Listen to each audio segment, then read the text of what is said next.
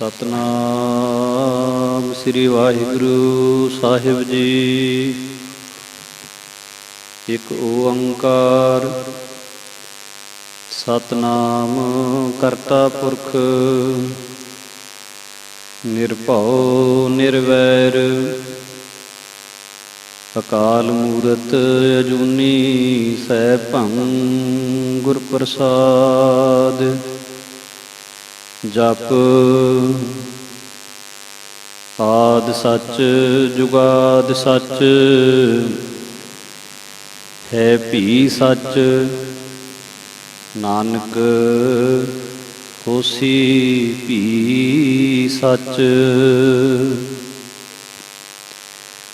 ज्यों बुलावह त्यों बोलह स्वामी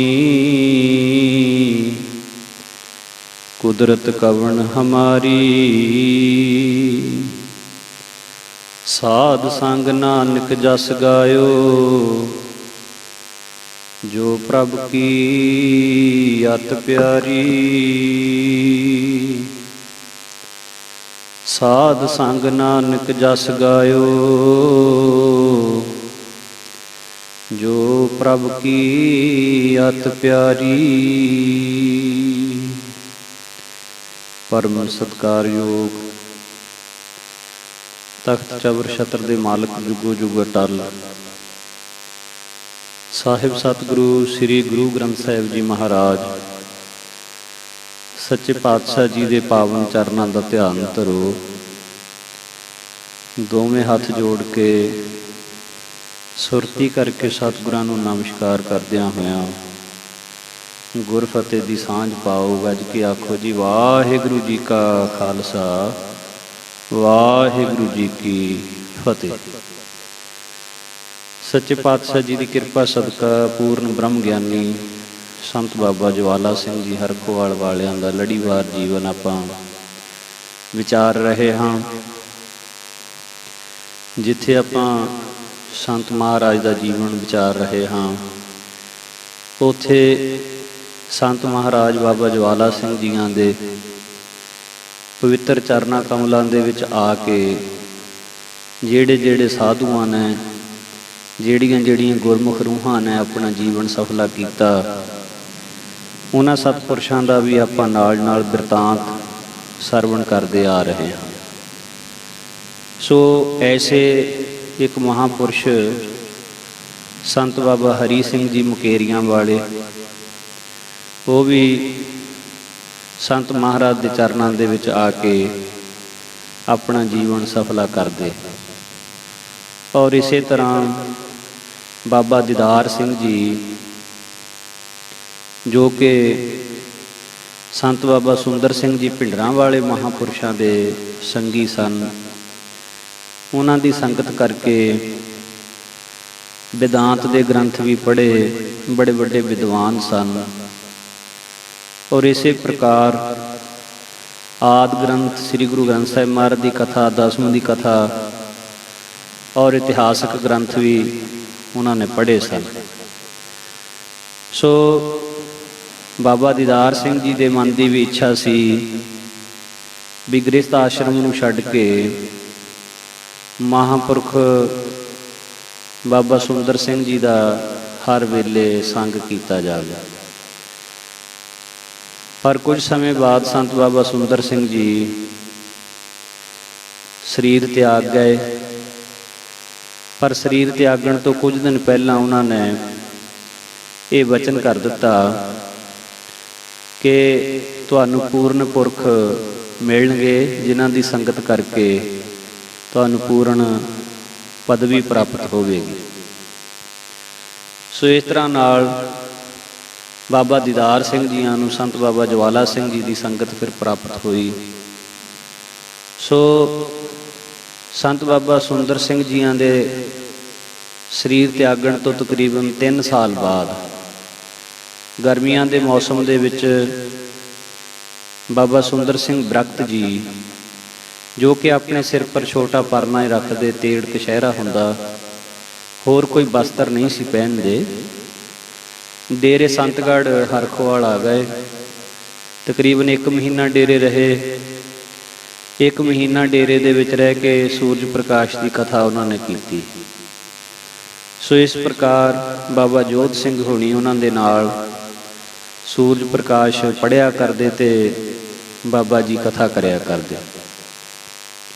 ਸੰਤ ਮਹਾਰਾਜ ਬਾਬਾ ਜਵਾਲਾ ਸਿੰਘ ਜੀ ਦਾ ਉਹਨਾਂ ਦਿਨਾਂ ਦੇ ਵਿੱਚ, ਜੋ ਕਿ ਬਹੁਤ ਕਠਨ ਘਾਲਣਾ ਮਹਾਂਪੁਰਸ਼ ਘਾਲ ਰਹੇ ਸੀ, ਨੰਗੇ ਚਰਨੀ ਚੋ ਵਿੱਚ ਚਲੇ ਜਾਣਾ, ਬਹੁਤ ਜ਼ਿਆਦਾ ਗਰਮੀ ਹੋਣ ਦੇ ਬਾਵਜੂਦ ਸ਼ਾਮ 4 ਵਜੇ ਤੱਕ ਮਹਾਂਪੁਰਖਾਂ ਨੇ 10 ਵਜੇ ਤੋਂ ਲੈ ਕੇ ਕੱਕੇ ਰੇਤੇ ਦੇ ਉੱਤੇ ਟਹਿਲਦੇ ਰਹਿਣਾ, ਔਰ ਅੱਗ ਵਾਂਗ ਸੜਦੇ ਰੇਤੇ ਦੇ ਉੱਤੇ ਕਈ ਵਾਰੀ ਚੌਂਕੜਾ ਮਾਰ ਕੇ ਬੈਠ ਜਾਣਾ।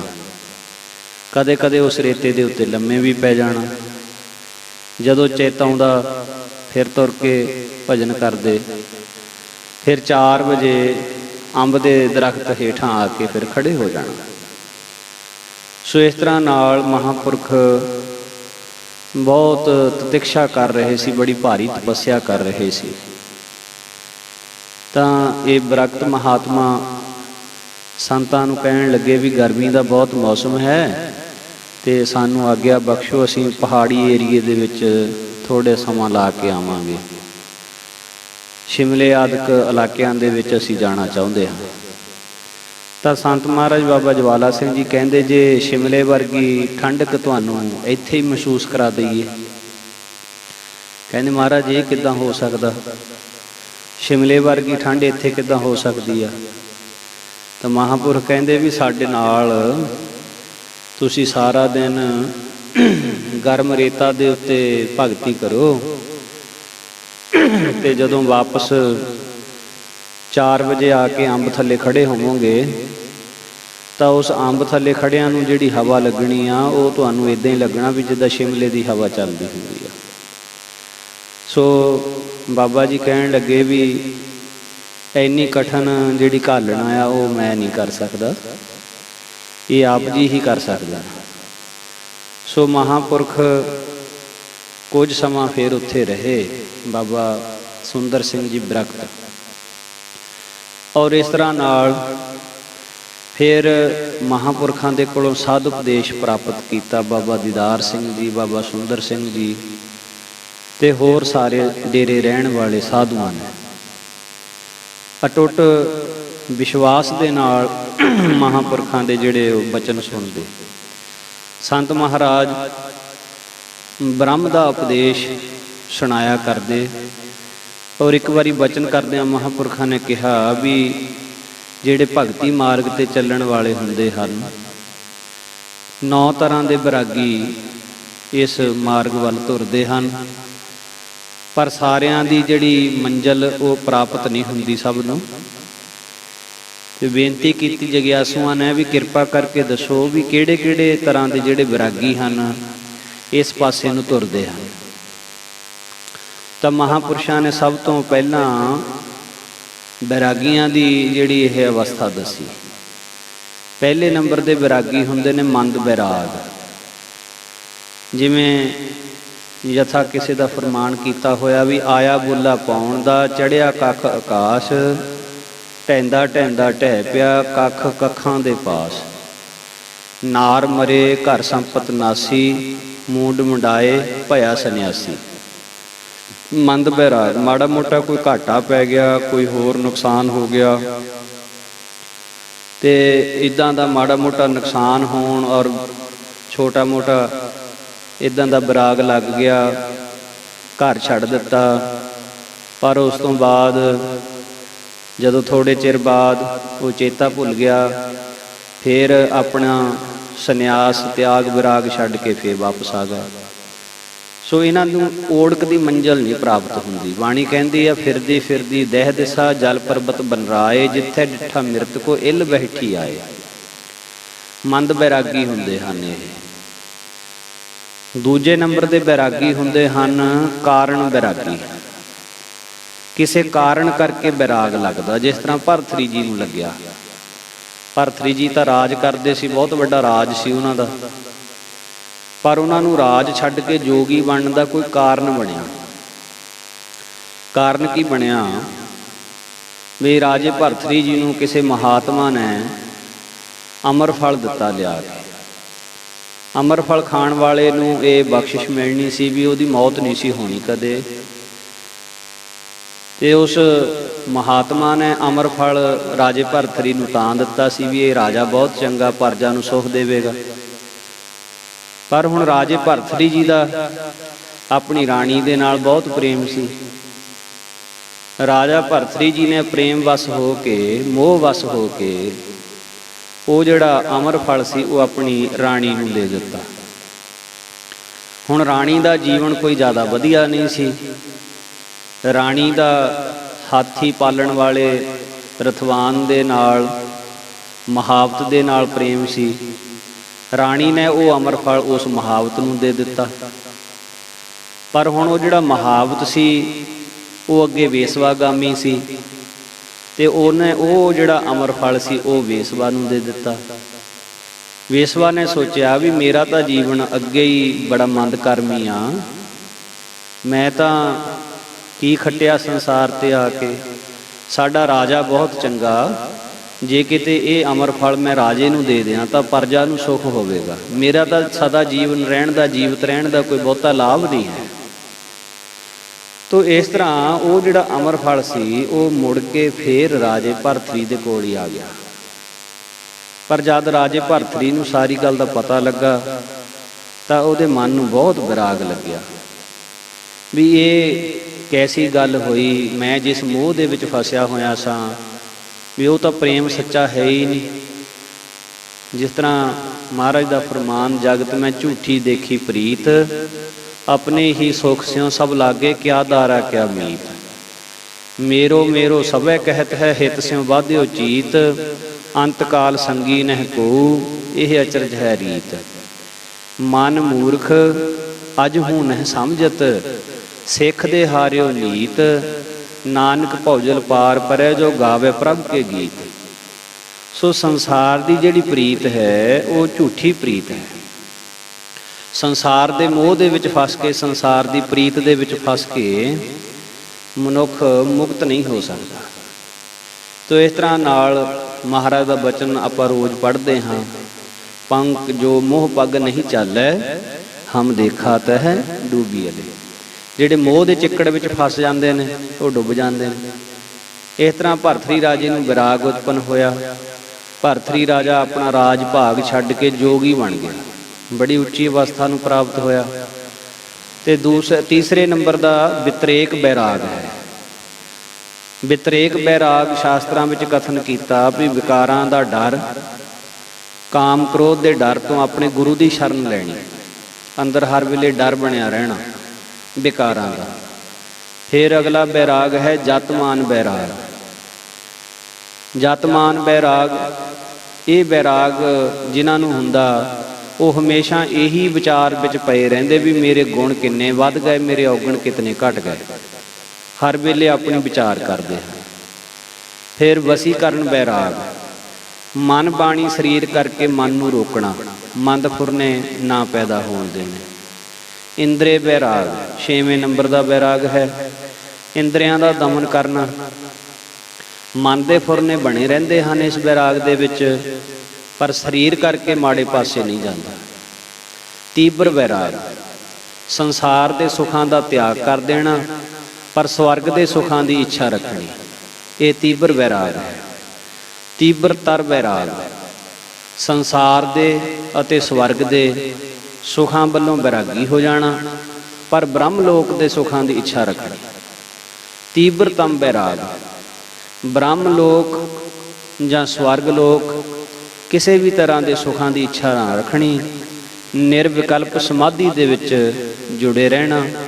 ਔਰ ਐਸੀ ਜਿਹੜੀ ਅਵਸਥਾ ਬ੍ਰਹਮ ਗਿਆਨ ਦੀ ਅਵਸਥਾ ਕਹਾਉਂਦੀ ਹੈ, ਬ੍ਰਹਮ ਲੋਕ ਲਓ ਭੋਗ ਜੋ, ਹੇਤ ਕਹੈ ਧਰ ਭੋਗ, ਕਾਗ ਬਿਸ਼ਟ ਸਮਝੇ ਗਿਨੇ, ਬੀਤ ਰਾਗ ਕੇ ਲੋਗ। ਇਸ ਅਵਸਥਾ ਦੇ ਵਿੱਚ ਵਿਚਰਨ ਵਾਲੇ ਬ੍ਰਹਮ ਗਿਆਨੀ ਮਹਾਤਮਾ ਸੰਸਾਰਕ ਸੁੱਖਾਂ ਨੂੰ, ਸਵਰਗ ਦੇ ਸੁੱਖਾਂ ਨੂੰ, ਸਾਰੇ ਪ੍ਰਕਾਰ ਦੇ ਸੁੱਖਾਂ ਨੂੰ ਕਾਂ ਦੀ ਬਿੱਠ ਦੇ ਸਮਾਨ ਸਮਝਦੇ ਹਨ।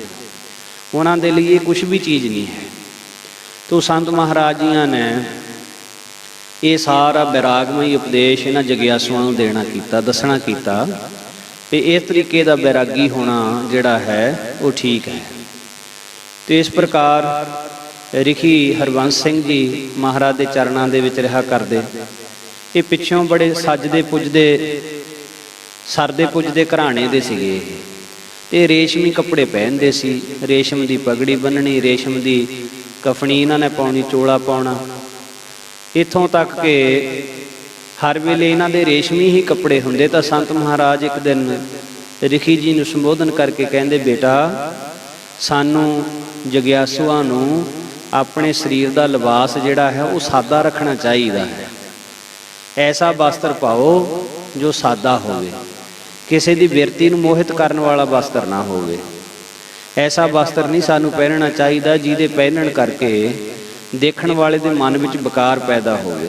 ਵਿਕਾਰਾਂ ਦੇ ਪ੍ਰਤੀ ਮਹਾਰਾਜ ਦਾ ਵਚਨ ਦਰਜ ਹੈ ਗੁਰਬਾਣੀ ਵਿੱਚ, ਰੱਤਾ ਪਹਿਨਣ ਮਨ ਰੱਤਾ, ਸੁਪੇਦੀ ਸਤਦਾਨ, ਨੀਲੀ ਸਿਆਹੀ ਕਦਾ ਕਰਨੀ, ਪਹਿਰਣ ਪੈਰ ਧਿਆਨ, ਕਮਰਬੰਦ ਸੰਤੋਖ ਕਾ, ਧਨ ਜੋਵਨ ਤੇਰਾ ਨਾਮ। ਬਾਬਾ ਹੋਰ ਪਹਿਨਣ ਖੁਸ਼ੀ ਖੁਆਰ, ਜਿਤ ਪੈਦੈ ਤਨ ਪੀੜੀਐ, ਮਨ ਮਹਿ ਚੱਲ ਹੈ ਵਿਕਾਰ। ਬਹੁਤ ਸਾਰੇ ਜਗਿਆਸੂ ਪਦਾਰਥ ਛਕਣ ਦੇ ਸ਼ੌਕੀਨ ਹੁੰਦੇ।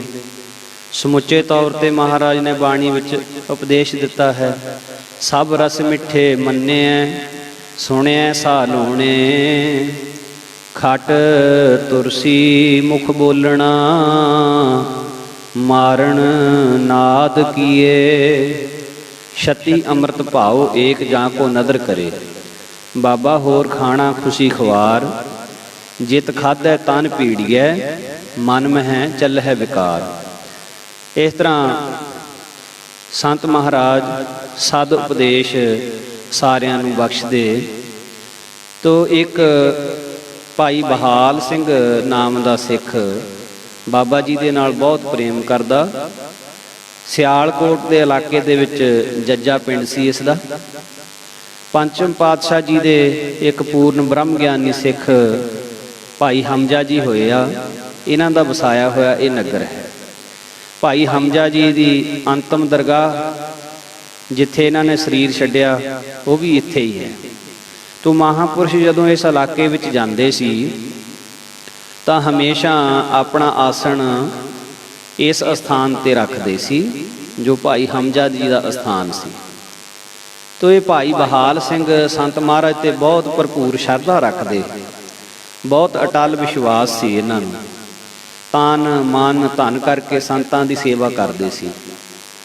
ਤੋ ਇਹਨਾਂ ਦੇ ਨਾਲ ਇੱਕ ਦਿਨ ਐਸਾ ਖੇਡ ਵਰਤਿਆ ਵੀ ਰਾਤ ਦੇ ਸਮੇਂ ਸੰਤ ਮਹਾਰਾਜ ਜੀ ਦੀ ਸੇਵਾ ਕਰਕੇ ਤਕਰੀਬਨ 10 ਵਜੇ ਆਪਣੇ ਘਰ ਨੂੰ ਵਾਪਸ ਜਾ ਰਹੇ ਸੀ ਕਿ ਰਸਤੇ ਦੇ ਵਿੱਚ ਇੱਕ ਵੱਡਾ ਭਾਰੀ ਕਾਲੇ ਰੰਗ ਦਾ ਸੱਪ, ਬੜੇ ਭਾਰੀ ਫਣ ਵਾਲਾ, ਆਪਣਾ ਫਣ ਖਿਲਾਰ ਕੇ ਭਾਈ ਬਹਾਲ ਸਿੰਘ ਦੇ ਵੱਲ ਨੂੰ ਆ ਰਿਹਾ। ਤਾਂ ਭਾਈ ਬਹਾਲ ਸਿੰਘ ਦਾ ਮਨ ਉਸ ਵੇਲੇ ਬਹੁਤ ਭੈ ਭੀਤ ਹੋਇਆ ਔਰ ਬਹੁਤ ਕੰਬਿਆ।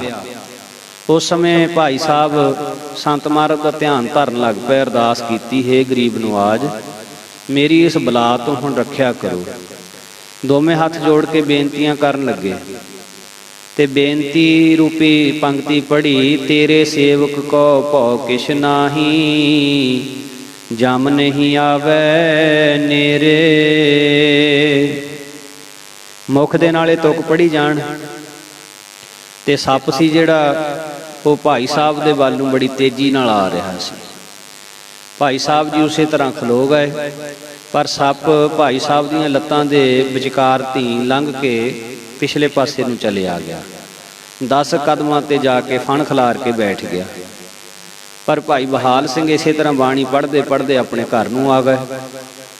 ਦੂਸਰੇ ਦਿਨ ਜਦੋਂ ਭਾਈ ਬਹਾਲ ਸਿੰਘ ਸੰਤ ਮਹਾਰਾਜ ਵਾਸਤੇ ਜਲ ਪਾਣੀ ਤਿਆਰ ਕਰਕੇ ਤੁਰਨ ਲੱਗੇ ਤਾਂ ਉਸ ਵੇਲੇ ਉਹ ਫਨੀਅਰ ਕਾਲੇ ਰੰਗ ਦਾ ਨਾਗ ਛੱਤ ਦੇ ਵਿੱਚੋਂ ਅਣਭੋਲ ਹੀ ਭਾਈ ਬਹਾਲ ਸਿੰਘ ਦੇ ਉੱਪਰ ਡਿੱਗ ਪਿਆ। ਭਾਈ ਬਹਾਲ ਸਿੰਘ ਡਰ ਤਾਂ ਗਏ ਪਰ ਸੰਭਲ ਗਏ। ਤਾਂ ਜਦੋਂ ਨਿਕਟ ਵਰਤੀ ਸੋਟੇ ਦੇ ਨਾਲ ਉਹਨੂੰ ਮਾਰਨ ਲੱਗੇ ਤਾਂ ਭਾਈ ਬਹਾਲ ਸਿੰਘ ਜੀ ਨੇ ਹਟਾਤਾ ਵੀ ਇਹਨੂੰ ਮਾਰਨਾ ਨਹੀਂ ਹੈ, ਕੱਲ ਰਾਤ ਦਾ ਇਹ ਸਾਡੇ ਮਗਰ ਪਿਆ ਹੋਇਆ, ਵੀ ਇਹ ਹੁਣ ਨਾਗ ਜਾਣੇ ਜਾਂ ਮਹਾਂਪੁਰਖ ਜਾਣਨ ਵੀ ਗੱਲ ਕੀ ਆ, ਤੁਸੀਂ ਇਹਨੂੰ ਸ਼ਸ਼ਕੇਰ ਕੇ ਬਾਹਰ ਕੱਢ ਦਿਓ ਪਰ ਇਹਨੂੰ ਮਾਰੋ ਨਾ। ਭਾਈ ਬਹਾਲ ਸਿੰਘ ਦਾ ਬਚਨ ਮੰਨ ਕੇ ਉਹ ਸੱਪ ਨੂੰ ਬਾਹਰ ਕੱਢ। ਫਿਰ ਭਾਈ ਬਹਾਲ ਸਿੰਘ ਜੀ ਅਤੇ ਭਾਈ ਸਾਹਿਬ ਜੀ ਦੀ ਸੁਪਤਨੀ ਜਲ ਪਾਣੀ ਲੈ ਕੇ ਸੰਤਾਂ ਦੀ ਹਜ਼ੂਰੀ ਵਿੱਚ ਪਹੁੰਚੇ। ਬੜੇ ਸਤਿਕਾਰ ਤੇ ਨਿਮਰਤਾ ਦੇ ਨਾਲ ਸੰਤਾਂ ਨੂੰ ਨਮਸਕਾਰ ਕੀਤੀ। ਭਾਈ ਬਹਾਲ ਸਿੰਘ ਦੀ ਸਿੰਘਣੀ ਬੜੇ ਉਦਾਸ ਚਿੱਤ ਦੇ ਨਾਲ ਬੈਠੀ ਤੇ ਸੰਤ ਮਹਾਰਾਜ ਨੇ ਅੰਮ੍ਰਿਤ ਭਰੀ ਦ੍ਰਿਸ਼ਟੀ ਨਾਲ ਤੱਕਦੇ ਹੋਏ ਬੜੇ ਕੋਮਲ ਬਚਨ ਕੀਤੇ ਵੀ ਪੁੱਤਰ, ਅੱਜ ਜਲ ਪਾਣੀ ਨੂੰ ਦੇਰੀ ਕਿਉਂ ਕਰ ਦਿੱਤੀ ਤੇ ਤੁਸੀਂ ਉਦਾਸ ਵੀ ਬੜੇ ਲੱਗਦੇ, ਵੀ ਗੱਲ ਕੀ ਆ? ਤਾਂ ਸੰਤ ਮਹਾਰਾਜ ਦੇ ਪੁੱਛਣ ਤੇ ਬੀਬੀ ਕਰਤਾਰ ਕੌਰ ਜੋ ਕਿ ਭਾਈ ਬਹਾਲ ਸਿੰਘ ਦੀ ਪਤਨੀ ਸੀ, ਬੜੀ ਸੇਵਾ ਭਾਵਨਾ ਵਾਲੀ ਇਸਤਰੀ, ਉਸਨੇ ਕਿਹਾ ਕਿ ਮਹਾਰਾਜ ਸਿੰਘ ਸਾਹਿਬ ਜੀ ਨੂੰ 2 ਵਾਰੀ ਕੱਲ੍ਹ ਦਾ ਭਿਆਨਕ ਜਿਹੜਾ ਨਾਗ ਫਨੀਅਰ ਹੈ ਉਹਨੇ ਕਾਬੂ ਕਰਨ ਦੀ ਕੋਸ਼ਿਸ਼ ਕੀਤੀ, 2 ਵਾਰੀ ਬਚੇ ਹਨ ਇਹ। ਤੇ ਉਸੇ ਸਮੇਂ ਸੰਤ ਮਹਾਰਾਜ ਨੇਤਰ ਬੰਦ ਕਰਕੇ ਬੈਠ ਗਏ। ਇਹ ਬਚਨ ਸੁਣ ਕੇ 5-7 ਮਿੰਟ ਤੋਂ ਬਾਅਦ ਜਦ ਨੇਤਰ ਖੋਲੇ ਤਾਂ ਸੰਤ ਮਹਾਰਾਜ ਕਹਿਣ ਲੱਗੇ, ਕਹਿੰਦੇ ਭਾਈ ਬਹਾਲ ਸਿੰਘ, ਉਹ ਸੱਪ ਨਹੀਂ ਸੀ, ਤੇਰੇ ਦੁਆਲੇ ਸਮਝ ਲਾ ਵੀ ਕਾਲ ਫਿਰਦਾ ਸੀ। ਤੂੰ ਸ਼ਰਧਾ ਭਾਵਨਾ ਸਿਦਕ ਧਾਰ ਕੇ ਤਨ ਮਨ ਦੇ ਨਾਲ ਅਟੁੱਟ ਸੇਵਾ ਸੰਗਤਾਂ ਦੀ ਕਰਦਾ, ਇਸ ਸੇਵਾ ਕਰਕੇ ਤੈਨੂੰ ਕਾਲ ਰੂਪੀ ਸੱਪ ਤੋਂ ਬਚਾ ਲਿਆ ਪਰਮੇਸ਼ਰ ਨੇ। ਹੁਣ ਜਿੰਨੀ ਜ਼ਿੰਦਗੀ ਪਰਮਾਤਮਾ ਨੇ ਪਰਮੇਸ਼ਰ ਨੇ ਤੈਨੂੰ ਬਖਸ਼ੀ ਆ, ਉਹ ਸੱਪ ਤੈਨੂੰ ਕਦੇ ਦਿਸੂਗਾ ਨਹੀਂ, ਸੱਪ ਤੇਰੇ ਕੋਲ ਕਦੇ ਨਹੀਂ ਆਵੇਗਾ। ਤੇਰੇ ਨਾਲ ਸਾਡਾ ਇਹ ਬਚਨ ਰਿਹਾ ਵੀ ਜਦੋਂ ਤੇਰਾ ਅਖੀਰ ਸਮਾਂ ਆਊਗਾ, ਅਖੀਰ ਵੇਲੇ ਅਸੀਂ ਤੇਰੇ ਅਖੀਰ ਸਮੇਂ ਨੂੰ ਸੰਭਾਲਾਂਗੇ। ਤੇ ਭਾਈ ਬਹਾਲ ਸਿੰਘ ਜਿੰਨਾ ਚਿਰ ਜੀਵਿਆ ਜੀ, ਉਹਨੂੰ ਫਿਰ ਮੁੜ ਕੇ ਕਦੇ ਸੱਪ ਨਹੀਂ ਦਿਸਿਆ। ਭਾਈ ਬਹਾਲ ਸਿੰਘ ਜ਼ਿਲ੍ਹਾ ਸੰਗਰੂਰ ਦੇ ਇਲਾਕੇ ਵਿੱਚ ਬੜਬੜ ਪਿੰਡ ਹੈ, ਉਸ ਇਲਾਕੇ ਵਿੱਚ ਜ਼ਮੀਨ ਖਰੀਦ ਕੇ ਆਪਣਾ ਘਰ ਬਣਾ ਲਿਆ। ਤੇ ਜਦੋਂ ਅੰਤਮ ਸਮਾਂ ਨੇੜੇ ਆਇਆ, ਬਿਰਧ ਸਰੀਰ ਹੋ ਚੁੱਕਾ, ਮਹਾਂਪੁਰਖ ਸੰਤ ਬਾਬਾ ਜਵਾਲਾ ਸਿੰਘ ਜੀ ਵੀ ਉਸ ਵੇਲੇ ਤੱਕ ਸੱਚਖੰਡ ਜਾ ਚੁੱਕੇ ਸੀ। ਤੇ ਉਸ ਵੇਲੇ ਪਰਿਵਾਰ ਨੇ ਬੜਾ ਯਤਨ ਕੀਤਾ ਹਸਪਤਾਲਾਂ ਵਿੱਚ ਲਿਜਾਣ ਦਾ, ਪਰ ਹੁਣ ਅੰਤਮ ਸਮਾਂ ਨੇੜੇ ਆ ਚੁੱਕਾ ਸੀ। ਤੇ ਭਾਈ ਬਹਾਲ ਸਿੰਘ ਜੀ ਆਪਣੇ ਘਰ ਬੱਚਿਆਂ ਨੂੰ ਕਹਿਣ ਲੱਗੇ ਵੀ ਮੇਰਾ 5 ਇਸ਼ਨਾਨਾ ਕਰਾਓ।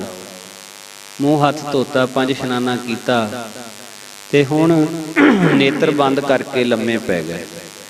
ਤੇ ਹੁਣ ਜਿਸ ਵੇਲੇ ਬਾਕੀ ਪਰਿਵਾਰ ਨੂੰ ਫਿਕਰ ਪੈ ਗਿਆ, ਆਵਾਜ਼ਾਂ ਮਾਰਨੀਆਂ ਸ਼ੁਰੂ ਕੀਤੀਆਂ, ਤਾਂ ਭਾਈ ਬਹਾਲ ਸਿੰਘ ਨੇ ਮਾੜੀਆਂ ਜਿਹੀਆਂ ਅੱਖਾਂ ਖੋਲ੍ਹ ਕੇ ਕਿਹਾ ਕਿ ਹੁਣ ਤੁਸੀਂ ਸਾਨੂੰ ਬੁਲਾਓ ਨਾ, ਸੰਤ ਮਹਾਰਾਜ 5 ਸਿੰਘਾਂ ਸਮੇਤ ਮੈਨੂੰ ਲੈਣ ਆਏ ਹਨ ਤੇ ਹੁਣ ਸਾਡੀ ਤਿਆਰੀ ਹੈ, ਅਸੀਂ ਚਲੇ ਜਾਣਾ ਹੈ।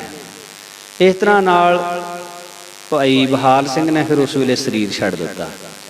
ਸੋ ਭਾਵ ਕਹਿਣ ਤੋਂ ਇਹ ਹੈ ਵੀ ਮਹਾਂਪੁਰਖਾਂ ਨੇ ਜੇਕਰ ਉਸ ਭਾਈ ਬਹਾਲ ਸਿੰਘ ਦੇ ਨਾਲ ਬਚਨ ਕੀਤਾ ਸੀ ਤਾਂ ਉਸ ਬਚਨ ਕੀਤੇ ਹੋਏ ਨੂੰ ਨਿਭਾਇਆ ਵੀ, ਉਸ ਬਚਨ ਨੂੰ ਇਨ ਬਿਨ ਨਿਭਾਇਆ ਔਰ ਅਖੀਰ ਵੇਲਾ ਵੀ ਉਸ ਦਾ ਸੰਭਾਲਿਆ। ਇਸ ਤਰ੍ਹਾਂ ਨਾਲ ਸ਼ਰਧਾ ਭਾਵਨਾ ਵਾਲੇ ਜਿਹੜੇ ਹੋਇਆ ਕਰਦੇ ਹਨ, ਉਹਨਾਂ ਨੂੰ ਉਹਨਾਂ ਦੀ ਭਾਵਨਾ, ਉਹਨਾਂ ਦੀ ਸ਼ਰਧਾ ਦਾ ਫਲ ਅਵਸ਼ ਹੀ ਮਿਲਿਆ ਕਰਦਾ ਹੈ। ਸੋ ਹੋਰ ਅਨੇਕ ਗੁਰਮੁਖ ਪਿਆਰਿਆਂ ਦਾ ਜਿਹੜਾ ਜ਼ਿਕਰ ਹੈ ਮਹਾਂਪੁਰਖਾਂ ਦੇ ਜੀਵਨ ਦੇ ਵਿੱਚ ਆਉਂਦਾ ਹੈ, ਜੋ ਪਿੱਛੇ ਆਪਾਂ ਸੰਤ ਬਾਬਾ ਹਰੀ ਸਿੰਘ ਜੀ ਮੁਕੇਰੀਆਂ ਵਾਲਿਆਂ ਦਾ ਬਚਨ ਆਪ ਜੀ ਦੇ ਨਾਲ ਸਾਂਝਾ ਕੀਤਾ ਸੀ। ਸੋ ਮਹਾਂਪੁਰਖਾਂ ਨੇ ਇਹਨਾਂ ਦੀ ਡਿਊਟੀ ਮੁਕੇਰੀਆਂ ਇਲਾਕੇ ਦੇ ਵਿੱਚ ਇੱਕ ਪੁਰਾਣਾ ਖੰਡਰਾਤ ਕਿਲ੍ਹਾ ਸਿੱਖ ਰਾਜ ਦੇ ਵੇਲੇ ਦਾ, ਮਹਾਂਪੁਰਖਾਂ ਨੇ ਉੱਥੇ ਟਿਕਾਣਾ ਕਰਨ ਨੂੰ ਕਿਹਾ ਇਹਨਾਂ ਨੂੰ, ਸੰਤ ਹਰੀ ਸਿੰਘ ਜੀ ਮੁਕੇਰੀਆਂ ਵਾਲਿਆਂ। ਤੇ ਮਹਾਂਪੁਰਖ ਉੱਥੇ ਜਾ ਕੇ ਮਿਲਿਆ ਕਰਦੇ। ਇੱਕ ਵਾਰੀ ਦੇ ਗਏ ਹੋਏ ਸੰਤ ਬਾਬਾ ਜਵਾਲਾ ਸਿੰਘ ਜੀ ਸੰਤ ਹਰੀ ਸਿੰਘ ਜੀ ਨੂੰ ਪੁੱਛਣ ਲੱਗੇ ਵੀ ਤੁਹਾਨੂੰ ਇੱਥੇ ਕੋਈ ਔਕੜ ਜਾਂ ਕੋਈ ਕਮੀ ਤਾਂ ਨਹੀਂ? ਜੇ ਕੋਈ ਕਮੀ ਹੈ ਤਾਂ ਸਾਨੂੰ ਦੱਸੋ, ਅਸੀਂ ਪੂਰੀ ਕਰੀਏ। ਤਾਂ ਉਸ ਵੇਲੇ ਸੰਤ ਹਰੀ ਸਿੰਘ ਜੀ ਕਹਿੰਦੇ, ਮਹਾਰਾਜ ਜੀ ਆਪ ਜੀ ਦੀ ਕਿਰਪਾ ਨਾਲ ਕਮੀ ਤਾਂ ਕਿਸੇ ਤਰ੍ਹਾਂ ਦੀ ਨਹੀਂ ਹੈ। ਹਾਂ, ਇੱਕ ਬਹੁਤ ਵੱਡੀ ਔਕੜ ਆ ਜੋ ਇਸ ਜਗ੍ਹਾ ਦੇ ਆਬਾਦ ਕਰਨ ਦੇ ਵਿੱਚ ਰੁਕਾਵਟ ਆ। ਉਹ ਰੁਕਾਵਟ ਸਾਡੇ ਦੂਰ ਕੀਤਿਆਂ ਦੂਰ ਨਹੀਂ ਹੋਣੀ। ਤੇ ਉਸ ਰੁਕਾਵਟ ਨੂੰ ਦੇਖ ਕੇ ਕਈ ਵਾਰੀ ਇੱਥੋਂ ਚਿੱਤ ਉਦਾਸ ਹੋ ਗਿਆ ਵੀ ਛੱਡ ਕੇ ਚਲੇ ਜਾਈਏ, ਪਰ ਆਪਣੇ ਮਨ ਵਿੱਚ ਇਹੀ ਹੱਠ ਧਾਰਿਆ ਕਿ ਜਿੰਨਾ ਚਿਰ ਤੁਸੀਂ ਨਹੀਂ ਆਉਂਦੇ, ਤੁਹਾਡੇ ਨਾਲ ਕੋਈ ਵਚਨ ਨਹੀਂ ਹੁੰਦਾ, ਉਨਾ ਚਿਰ ਅਸੀਂ ਛੱਡ ਕੇ ਨਹੀਂ ਜਾਣਾ। ਤਾਂ ਸੰਤ ਮਹਾਰਾਜ ਕਹਿਣ ਲੱਗੇ, ਹਰੀ ਸਿੰਘ ਜੀ ਦੱਸੋ ਐਸੀ ਕਿਹੜੀ ਰੁਕਾਵਟ ਆ ਜਿਨ੍ਹਾਂ ਨੇ ਤੁਹਾਡਾ ਮਨ ਉਦਾਸ ਕਰ ਦਿੱਤਾ। ਤਾਂ ਸੰਤ ਹਰੀ ਸਿੰਘ ਜੀ ਕਹਿਣ ਲੱਗੇ, ਕਹਿੰਦੇ ਗਰੀਬ ਨਵਾਜ਼, ਇੱਥੇ 2 ਕਬਰਾਂ ਹਨ। ਉਹ ਕਬਰਾਂ ਵਾਲੇ ਜਿਹੜੇ ਹਨ ਉਹ ਸਾਨੂੰ ਬਹੁਤ ਤੰਗ ਕਰਦੇ। ਉਹ ਸਾਨੂੰ ਵਾਰ-ਵਾਰ ਕਹਿੰਦੇ ਵੀ ਤੁਸੀਂ ਇੱਥੋਂ ਛੱਡ ਕੇ ਚਲੇ ਜਾਓ, ਇਹ ਜਗ੍ਹਾ ਸਾਡੀ ਹੈ। ਤੇ ਇਸ ਕਰਕੇ ਮਹਾਰਾਜ ਇਹਨਾਂ ਨੇ ਤੰਗ ਕੀਤਾ ਹੋਇਆ। ਤੋ ਸੰਤ ਹਰੀ ਸਿੰਘ ਜੀ ਦੀ ਬੇਨਤੀ ਸੁਣ ਕੇ ਸੰਤ ਮਹਾਰਾਜ ਬਾਬਾ ਜਵਾਲਾ ਸਿੰਘ ਜੀ ਉੱਠ ਕੇ ਆਪ ਉਹਨਾਂ ਕਬਰਾਂ ਕੋਲ ਗਏ। ਮਹਾਂਪੁਰਖਾਂ ਨੇ ਸੇਵਾਦਾਰਾਂ ਨੂੰ ਕਿਹਾ ਵੀ ਸਾਡੇ ਸਾਹਮਣੇ ਇਹਨਾਂ ਕਬਰਾਂ ਨੂੰ ਢਾਓ। ਸੰਤ ਬਾਬਾ ਜਵਾਲਾ ਸਿੰਘ ਜੀ ਨੇ ਉਹ ਕਬਰਾਂ ਢਵਾ ਦਿੱਤੀਆਂ। ਉਹਨਾਂ ਵਿੱਚ ਜਿਹੜੀਆਂ ਹੱਡੀਆਂ ਸਨ ਉਹਨਾਂ ਨੂੰ ਕੱਢ ਕੇ ਹੋਰ ਜਗ੍ਹਾ ਦਬਾ ਦਿੱਤਾ। ਉੱਥੇ ਮਹਾਂਪੁਰਖਾਂ ਨੇ ਫਿਰ ਤੰਬੂ ਲਵਾ ਕੇ ਗੁਰੂ ਗ੍ਰੰਥ ਸਾਹਿਬ ਮਹਾਰਾਜ ਦਾ ਪ੍ਰਕਾਸ਼ ਕਰਵਾਇਆ। ਸਹਿਜ ਪਾਠ ਵਿਧੀ ਪੂਰਵਕ ਆਰੰਭ ਕਰ ਦਿੱਤਾ। ਉੱਥੇ ਕੁੰਭ, ਨਾਰੀਅਲ, ਦੇਸੀ ਘਿਓ ਦੀ ਜੋਤ, ਧੂਪ ਔਰ ਤਿਆਰ ਬਰ ਤਿਆਰ ਸਿੰਘ ਸੇਵਾ ਵਿੱਚ ਲਾਏ। ਸੰਤ ਬਾਬਾ ਮਹਿੰਦਰ ਸਿੰਘ ਜੀ ਨੂੰ ਪਾਠ ਕਰਨ ਦਾ ਹੁਕਮ ਕੀਤਾ ਤੇ ਸੰਤ ਬਾਬਾ ਜਵਾਲਾ ਸਿੰਘ ਜੀ ਆਪ ਸਰੋਤੇ ਬਣ ਕੇ ਬੈਠ ਕੇ ਪਾਠ ਸੁਣਨ ਲੱਗ ਪਏ। ਤੇ ਸਾਰੇ ਦਿਨ ਵਿੱਚ ਜਿੰਨਾ ਪਾਠ ਹਜੂਰ ਨੇ ਸੁਣਨਾ ਹੁੰਦਾ ਉਨਾ ਪਾਠ ਪਾਠੀ ਸਿੰਘ ਕਰਦਾ। ਉਸ ਤੋਂ ਬਾਅਦ ਫਿਰ ਸੰਤ ਮਹਿੰਦਰ ਸਿੰਘ ਜੀ ਗੁਰੂ ਗ੍ਰੰਥ ਸਾਹਿਬ ਕਰ ਦਿੰਦੇ ਤੇ ਫਿਰ ਜਲ ਪਾਣੀ ਛਕ ਕੇ ਆਰਾਮ ਕੀਤਾ ਜਾਂਦਾ। ਔਰ ਜਿੰਨੇ ਸੇਵਾਦਾਰ ਮਹਾਂਪੁਰਖਾਂ ਨੇ ਉੱਥੇ ਰੱਖੇ ਸਾਰਿਆਂ ਨੂੰ ਵਚਨ ਕੀਤਾ ਵੀ ਆਪਸ ਵਿੱਚ ਹੀ ਕੋਈ ਗੱਲ ਨਹੀਂ ਕਰਨੀ ਕਿਸੇ ਨੇ ਵੀ, ਔਰ ਜਿੰਨਾ ਹੋ ਸਕੇ ਨਾਮ ਜਪਣਾ ਹੈ, ਬਾਣੀ ਪੜ੍ਹਨੀ ਹੈ, ਸਿਮਰਨ ਕਰਨਾ ਹੈ। ਗੱਲਾਂ ਕਰਨ ਤੋਂ ਬਿਲਕੁਲ ਸੰਕੋਚ ਕਰ ਦਿੱਤਾ।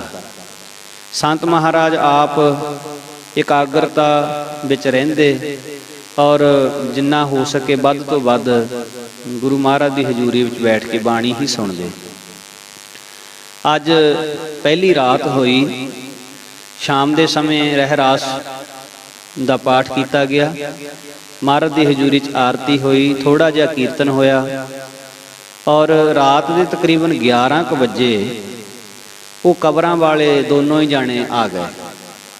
ਲੱਗੇ ਖੌਰੂ ਪਾਉਣ, ਸੰਤਾਂ ਨੂੰ ਡਰਾਉਣ ਲੱਗੇ। ਸੰਤਾਂ ਨੂੰ ਬੜੇ ਗੁੱਸੇ ਦੇ ਵਿੱਚ ਕਹਿਣ ਲੱਗੇ, ਤੁਸੀਂ ਸਾਡੀ ਜਗ੍ਹਾ ਪੱਟੀ ਹੈ ਤੇ ਜਗ੍ਹਾ ਪੱਟ ਕੇ ਖਰਾਬ ਕਰ ਦਿੱਤੀ ਤੇ ਇੱਥੇ ਆ ਕੇ ਤੁਸੀਂ ਗੁਰੂ ਨਾਨਕ ਸਾਹਿਬ ਦਾ ਕਲਾਮ ਪੜ੍ਹਨ ਲੱਗ ਪਏ ਆ। ਇਹ ਤੁਸੀਂ ਕਿਉਂ ਕੀਤਾ ਇੱਦਾਂ, ਇਹਦਾ ਕੀ ਕਾਰਨ ਆ? ਅਸੀਂ ਇੱਥੇ ਤੁਹਾਨੂੰ ਰਹਿਣ ਨਹੀਂ ਦਿਆਂਗੇ। ਜੇ ਤੁਸੀਂ ਇਹ ਜਗ੍ਹਾ ਛੱਡ ਕੇ ਨਾ ਗਏ ਤਾਂ ਅਸੀਂ ਤੁਹਾਨੂੰ ਖਰਾਬ ਕਰਾਂਗੇ ਔਰ ਤੁਹਾਨੂੰ ਮਾਰ ਵੀ ਦਿਆਂਗੇ। ਸੰਤਾਂ ਨੇ ਇਹਨਾਂ ਦੋਹਾਂ ਰੂਹਾਂ ਨੂੰ ਕਿਹਾ ਕਿ ਤੁਸੀਂ ਇੱਥੋਂ ਚਲੇ ਜਾਓ। ਇਹ ਕਿਲਾ ਜਿਹੜਾ, ਇਹ ਜਗ੍ਹਾ ਸਾਡੀ ਸੀ ਸਿੱਖ ਰਾਜ ਵੇਲੇ ਦੀ, ਤੇ ਅਸੀਂ ਆ ਕੇ ਆਪਣੀ ਜਗ੍ਹਾ ਸਾਂਭ ਲਈ ਆ। ਤੁਹਾਡਾ ਇੱਥੇ ਕੀ ਕੰਮ, ਤੇ ਤੁਸੀਂ ਆਪਣਾ ਜਾਓ ਇੱਥੋਂ। ਤਾਂ ਉਹ ਦੋਨੋਂ ਹੀ ਮੁਸਲਮਾਨੀ ਰੂਹਾਂ ਉਹ ਕਹਿਣ ਲੱਗੀਆਂ, ਅਸੀਂ ਕਿੱਥੇ ਜਾਈਏ, ਅਸੀਂ ਇੱਥੇ ਬੜੀ ਦੇਰ ਦੇ ਰਹਿੰਦੇ ਹਾਂ ਤੇ ਆਪਣੀ ਜਗ੍ਹਾ ਅਸੀਂ ਨਹੀਂ ਛੱਡ ਕੇ ਜਾਣਾ। ਸੰਤ ਮਹਾਰਾਜ ਕਹਿੰਦੇ, ਤੁਹਾਡੇ ਲਈ ਪਾਕਿਸਤਾਨ ਬਣਾ ਦਿੱਤਾ ਗਿਆ, ਹੁਣ ਤੁਸੀਂ ਪਾਕਿਸਤਾਨ ਚਲੇ ਜਾਓ। ਤੇ ਉਹ ਹੁਣ ਬੜੇ ਗੁੱਸੇ ਦੇ ਵਿੱਚ ਆ ਗਏ ਤੇ ਲੱਗੇ ਖਰਾਬੀ ਕਰਨ। ਆਪਣੀ ਆਦਤ ਅਨੁਸਾਰ ਕਈ ਤਰ੍ਹਾਂ ਦੀ ਉਹਨਾਂ ਨੇ ਭਿਆਨਕਤਾ ਦਿਖਾ ਲਈ। ਜਦੋਂ ਉਹ ਰੂਹਾਂ ਸੰਤ ਮਹਾਰਾਜ ਬਾਬਾ ਜਵਾਲਾ ਸਿੰਘ ਜੀ ਦੇ ਪ੍ਰੇਮ ਦੇ ਨਾਲ, ਨਿਮਰਤਾ ਨਾਲ ਬੇਨਤੀ ਕਰਨ ਤੇ ਵੀ ਨਾ ਹਟੀਆਂ, ਤਾਂ ਸੰਤ ਮਹਾਰਾਜ ਨੂੰ ਵੀ ਫਿਰ ਆਪਣੀ ਰੂਹਾਨੀਅਤ ਦੀ ਸ਼ਕਤੀ ਦੇ ਨਾਲ ਆਪਣਾ ਆਪਾ ਦਿਖਾਉਣਾ ਪਿਆ। ਜਿਸ ਤਰ੍ਹਾਂ ਹੁਣ ਉਹ ਦੋ ਰੂਹਾਂ ਜਿਹੜੀਆਂ ਸਨ, ਜਿਸਮ ਤਾਂ ਨਹੀਂ ਸਨ, ਰੂਹਾਂ ਹੀ ਸਨ ਸੂਖਮ ਸਰੀਰ ਕਰਕੇ, ਤਾਂ ਸੰਤ ਮਹਾਰਾਜ ਨੇ ਵੀ ਸਮਾਧੀ ਦੇ ਵਿੱਚ ਬੈਠ ਕੇ ਆਪਣਾ ਸੂਖਮ ਸਰੀਰ ਜਿਹੜਾ ਉਹ ਸਥੂਲ ਸਰੀਰ ਨਾਲੋਂ ਜੁਦਾ ਕਰ ਲਿਆ। ਹੁਣ ਇਹ ਜਿਹੜਾ ਬਚਨ ਹੈ ਵੀ ਸੂਖਮ ਸਰੀਰ ਤੇ ਸਥੂਲ ਸਰੀਰ ਇਹ ਅਲੱਗ ਕਿਵੇਂ ਹੋ ਜਾਂਦੇ ਨੇ, ਇਹ ਜਿਹੜੇ ਅਭਿਆਸੀ ਮਹਾਂਪੁਰਖ ਨੇ ਕਿਸੇ ਅਵਸਥਾ ਵਿੱਚ ਪਹੁੰਚੇ ਹੋਏ ਉਹ ਇਸ ਬਚਨ ਨੂੰ ਜਾਣਦੇ ਹਨ। ਇਹ ਬੜੀ ਗਹਿਰੀ ਬਾਤ ਹੈ। ਤੋ ਜਿਹੜੇ ਮਹਾਂਪੁਰਖ ਹੋਇਆ ਕਰਦੇ ਨੇ ਉਹ ਆਪਣੇ ਸਰੀਰ ਨੂੰ ਜੁਦਾ ਕਰ ਸਕਦੇ ਹਨ। ਸੋ ਅਨੇਕਾਂ ਸਾਖੀਆਂ ਐਸੀਆਂ ਇਤਿਹਾਸ ਵਿੱਚ ਵੀ ਆਉਂਦੀਆਂ, ਮਹਾਂਪੁਰਖਾਂ ਦੇ ਜੀਵਨਾਂ ਵਿੱਚ ਵੀ ਆਉਂਦੀਆਂ। ਸੰਤ ਬਾਬਾ ਬਰਿਆਮ ਸਿੰਘ ਜੀ ਇੱਕ ਬਚਨ ਸੁਣਾਇਆ ਕਰਦੇ ਸੀ, ਰਤਵਾੜਾ ਸਾਹਿਬ ਵਾਲੇ ਮਹਾਂਪੁਰਸ਼। ਕਹਿੰਦੇ ਜਦੋਂ ਪਹਿਲੀ ਵਾਰ ਸਾਡੇ ਨਾਲ ਇਹ ਖੇਡ ਵਰਤੀ ਸੀ ਤੇ ਕਹਿੰਦੇ ਸਾਨੂੰ ਇੰਝ ਲੱਗਦਾ ਸੀ ਵੀ ਅਸੀਂ ਚੜ੍ਹਾਈ ਕਰ ਗਏ, ਵੀ ਜਿਵੇਂ ਸਾਡੀ ਮੌਤ ਹੋ ਗਈ। ਇਸੇ ਕਰਕੇ ਅਸੀਂ ਆਪਣੇ ਸਰੀਰ ਤੋਂ ਬਾਹਰ ਦਿਸ ਰਹੇ ਹਾਂ ਤੇ ਸਰੀਰ ਸਾਡਾ ਉਹ ਪਿਆ ਹੈ, ਬਾਕੀ ਦੇ ਨਾਲ ਦੇ ਸਾਰੇ ਸਿੰਘ ਪਏ ਹਨ। ਤੇ ਕਹਿੰਦੇ ਵੀ ਥੋੜ੍ਹੇ ਸਮੇਂ ਬਾਅਦ ਅਸੀਂ ਦੁਬਾਰਾ ਸਰੀਰ ਵਿੱਚ ਪ੍ਰਵੇਸ਼ ਕਰ ਗਏ। ਤੇ ਸੰਤ ਮਹਾਰਾਜ ਬਾਬਾ ਈਸ਼ਰ ਸਿੰਘ ਰਾੜਾ ਸਾਹਿਬ ਵਾਲਿਆਂ ਨੂੰ ਫਿਰ ਉਹਨਾਂ ਨੇ ਜਦੋਂ ਇਹ ਗੱਲ ਦੱਸੀ ਤੇ ਸੰਤ ਬਾਬਾ ਈਸ਼ਰ ਸਿੰਘ ਜੀ ਮੁਸਕਰਾ ਕੇ ਕਹਿਣ ਲੱਗੇ, ਕਹਿੰਦੇ ਤੁਹਾਡੇ ਨਾਲ ਪਹਿਲੀ ਵਾਰੀ ਹੋਇਆ ਕਰਕੇ ਤੁਸੀਂ ਡਰ ਗਏ ਹੋ, ਤੇ ਪਰ ਇਹ ਤਾਂ ਅਭਿਆਸ ਦੇ ਨਾਲ ਸਹਿਜ ਦੇ ਵਿੱਚ ਹੀ ਖੇਡ ਵਰਤਣ ਵਾਲੀ ਹੈ। ਅਸੀਂ ਤਾਂ ਹਰ ਰੋਜ਼ ਹੀ ਆਪਣਾ ਸਰੀਰ ਛੱਡ ਕੇ ਪਤਾ ਨਹੀਂ ਕਿੱਥੇ ਕਿੱਥੇ ਸੰਗਤ ਯਾਦ ਕਰਦੀ ਤੇ ਸਾਨੂੰ ਜਾਣਾ ਪੈਂਦਾ। ਤੋ ਇਸ ਤਰ੍ਹਾਂ ਇਹ ਮਹਾਂਪੁਰਖਾਂ ਦੀਆਂ ਗੱਲਾਂ ਹਨ ਸਾਧ ਸੰਗਤ। ਜਿਹੜੇ 5 ਤੱਤ ਦਾ ਜਿਹੜਾ ਸਥੂਲ ਸਰੀਰ ਹੁੰਦਾ, 17 ਤੱਤਾਂ ਦਾ ਜਿਹੜਾ ਉਹ ਸੂਖਮ ਸਰੀਰ ਹੁੰਦਾ ਹੈ। ਸੂਖਮ ਸਰੀਰ ਤੋ ਸੂਖਮ ਸਰੀਰ ਫਿਰ ਮਹਾਂਪੁਰਖਾਂ ਨੇ ਆਪਣਾ ਅਲੱਗ ਕਰ ਲਿਆ ਸਥੂਲ ਸਰੀਰ ਨਾਲੋਂ। ਤੇ ਮਹਾਂਪੁਰਖਾਂ ਨੇ ਫਿਰ ਆਪਣੀ ਬਿਰਤੀ ਦੇ ਨਾਲ ਸ਼ਕਤੀ ਰੂਪੀ ਸੋਟਾ ਲੈ ਕੇ ਫਿਰ ਇਹਨਾਂ ਮੁਸਲਮਾਨ ਰੂਹਾਂ ਦੇ ਮਹਾਂਪੁਰਖ ਫਿਰ ਪਿੱਛੇ ਪਏ ਤੇ ਸੰਤਾਂ ਨੇ ਇਹਨਾਂ ਨੂੰ ਫਿਰ ਮੋਹਰੇ ਦੌੜਾ ਲਿਆ। ਤੇ ਸੰਤ ਮਹਾਰਾਜ ਡੰਡਾ ਲੈ ਕੇ ਇਹਨਾਂ ਦੇ ਪਿੱਛੇ ਜਾ ਰਹੇ। ਇਹਨਾਂ ਰੂਹਾਂ ਨੂੰ ਸੰਤ ਮਹਾਰਾਜ ਨੇ ਫਿਰ ਰਾਵੀ ਦਰਿਆ ਪਾਰ ਕਰਾਇਆ। ਇਹਨਾਂ ਨੇ ਫਿਰ ਮਿੰਨਤਾਂ ਕੀਤੀਆਂ ਵੀ ਹੁਣ ਸਾਨੂੰ ਬਖਸ਼ ਦਿਓ। ਤੇ ਮਹਾਂਪੁਰਖਾਂ ਨੇ ਕਿਹਾ ਵੀ ਤੁਸੀਂ ਸਾਡੇ ਨਾਲ ਵਾਅਦਾ ਕਰੋ ਵੀ ਮੁੜ ਕੇ ਤੁਸੀਂ ਇੱਥੇ ਨਹੀਂ ਆਓਗੇ, ਤੰਗ ਨਹੀਂ ਕਰੋਗੇ ਆ ਕੇ। ਬਚਨ ਦਿੱਤਾ ਉਹਨਾਂ ਨੇ। ਤੋ ਮਹਾਂਪੁਰਖਾਂ ਨੇ ਫਿਰ ਵਾਪਸ ਆ ਕੇ ਆਪਣੇ ਸਰੀਰ ਵਿੱਚ ਪ੍ਰਵੇਸ਼ ਕੀਤਾ। ਅੰਮ੍ਰਿਤ ਵੇਲਾ ਹੋ ਚੁੱਕਾ ਸੀ, ਇਸ਼ਨਾਨ ਸੋਧੇ ਤੇ ਪਾਠ ਸੁਣਨ ਲੱਗ ਪਏ ਮਹਾਂਪੁਰਖ ਸੰਤ ਬਾਬਾ ਜਵਾਲਾ ਸਿੰਘ ਜੀ। ਤੇ ਇਸ ਤਰ੍ਹਾਂ ਦੇ ਨਾਲ ਫਿਰ ਸੰਤ ਹਰੀ ਸਿੰਘ ਜੀ ਨੂੰ ਸੱਦ ਕੇ ਮਹਾਂਪੁਰਖਾਂ ਨੇ ਕਿਹਾ ਵੀ ਜਿਹੜੇ ਔਕੜ ਪਾਉਣ ਵਾਲੇ ਕਬਰਾਂ ਵਾਲੇ ਸੀਗੇ, ਅਸੀਂ ਉਹਨਾਂ ਨੂੰ ਰਾਤ ਪਾਕਿਸਤਾਨ ਛੱਡ ਕੇ ਆਏ ਹਾਂ ਤੇ ਤੁਸੀਂ ਹੁਣ ਕਿਸੇ ਤਰ੍ਹਾਂ ਘਬਰਾਉਣਾ ਨਹੀਂ, ਆਪਣੇ ਮਨ ਦੇ ਵਿੱਚ ਕਿਸੇ ਤਰ੍ਹਾਂ ਦਾ ਡਰ ਨਹੀਂ ਰੱਖਣਾ। ਉਹ ਹੁਣ ਤੁਹਾਨੂੰ ਕਿਸੇ ਤਰ੍ਹਾਂ ਨਾਲ ਵੀ ਤੰਗ ਨਹੀਂ ਕਰਨਗੇ। ਸੋ ਇਸ ਤਰ੍ਹਾਂ ਨਾਲ ਮਹਾਂਪੁਰਖਾਂ ਦੀਆਂ ਅਨੇਕਾਂ ਹੀ ਐਸੀਆਂ ਸਾਖੀਆਂ, ਐਸੇ ਬਿਰਤਾਂਤ ਜਿਨ੍ਹਾਂ ਤੋਂ ਸਿੱਧ ਹੁੰਦਾ ਬਈ ਨਾਮ ਰਸਗੀ ਮਹਾਤਮਾ ਜਿਹੜੇ ਹੋਇਆ ਕਰਦੇ ਹਨ, ਉਹਨਾਂ ਦੀ ਜਿਹੜੀ ਕਲਾ ਹੈ, ਉਹਨਾਂ ਦੀ ਜਿਹੜੀ ਸ਼ਕਤੀ ਹੈ, ਉਹਦਾ ਕੋਈ ਪਾਰਾਵਾਰ ਨਹੀਂ ਹੈ। ਸੋ ਇਸ ਪ੍ਰਕਾਰ ਮਹਾਂਪੁਰਖ ਇੱਕ ਵਾਰੀ ਮਣੀ ਮਾਜਰੇ ਗੁਰਦੁਆਰਾ ਕੂਹਣੀ ਸਾਹਿਬ, ਉੱਥੇ ਮਹਾਂਪੁਰਖ ਬੈਠੇ ਤੇ ਦੋਨੋਂ ਵਕਤ ਕਥਾ ਕੀਰਤਨ ਸਤਸੰਗ ਹੋਇਆ ਕਰੇ। ਉੱਥੇ ਗਊ ਦੇ ਘਿਓ ਦੀ ਜੋਤ ਵੀ ਜਗਿਆ ਕਰੇ, ਧੂਪ ਵੀ ਹੋਵੇ, ਮੂਲ ਮੰਤਰ ਦਾ ਜਾਪ ਅੱਠੇ ਪਹਿਰ ਹੋਇਆ ਕਰੇ। ਮਣੀ ਮਾਜਰੇ ਇਲਾਕੇ ਤੋਂ ਸੰਗਤਾਂ ਬੜੀਆਂ ਇਕੱਤਰ ਹੋਇਆ ਕਰਨ। ਪੰਡਿਤ ਕਰਤਾਰ ਸਿੰਘ ਜੀ ਸ਼ਾਸਤਰੀ ਜੋ ਕਿ ਅੰਮ੍ਰਿਤਸਰ ਕਾਲਜ ਦੇ ਪ੍ਰੋਫੈਸਰ ਸੀਗੇ, ਪੜ੍ਹਾਉਂਦੇ ਸੀ ਉੱਥੇ, ਸੰਤਾਂ ਦੇ ਕੋਲ ਆ ਕੇ ਰੋਜ਼ ਗੁਰਮਤਿ ਦੇ ਸਿਧਾਂਤ ਦੀ ਕਥਾ ਕਰਿਆ ਕਰਨ, ਸੰਗਤ ਨੂੰ ਨਿਹਾਲ ਕਰਿਆ ਕਰਨ।